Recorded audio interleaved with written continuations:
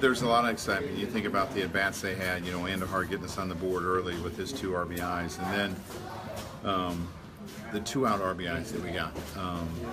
After they made it 3-2, we got 5 runs with 2 outs, and they were big RBIs from kids, so great to see. How much do you learn about those guys in just the limited amount of time, one game at-bats, of how they perform in those situations?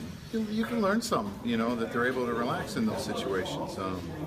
I look at Tyler Wade's at-bats. It seems like every at-bat has been 3-2. It's been a long, grinding at-bat, and Miguel comes up, first base hit, another time with the runners on, another base hit, another time with the runner, another base hit. So he's not over swinging, and he drove the ball to center field against a right-hander. It's good to see. You will say when guys go down, others need to step up, but to have guys step up in that way, being so young, is that a little remarkable? Well, yeah, it is. We saw a lot of talent in spring training. When those guys would play, when they would start games, or they would come in the second half, and I think them being a big part of our success in spring training probably helped them in this situation. Joe, what did you think of Sanchez's game today? I thought he did a good job with Tanaka. He had 3 rockets and had nothing to show for it. So, I thought he did a good job. I thought he did a good job with our pitching staff. Yeah, I know he missed the ball. Those are things that he has to learn. He's still a young catcher. And Masahiro's not the easiest guy to catch in the world, because you're going to get your share of balls in the dirt. And he blocked a lot of them tonight. So, I thought he did a good job. How do you get that? I told him. I have conversations with him in the dugout.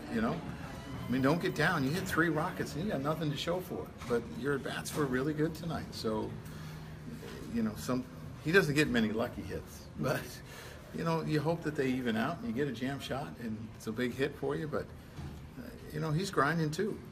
Joe, after that one Tanaka one got passed in the inning, then did end, and you had a lengthy conversation yeah, with him. I was just sharing some catching tips, just some things about blocking balls, and it's our job to teach, and that's what we're doing. So, there's different tricks in blocking different pitches, and I would say that a lot of times the split is probably the most unpredictable pitch to block, because you never know exactly what's going to happen with it. So, is it going to go to your right? Is it going to go to your left? Where slider, usually if they throw it in the dirt and it's a right-hander, it's going to be to your right. So I was just talking about some tricks and how to do it.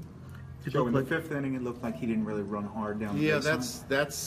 That's design.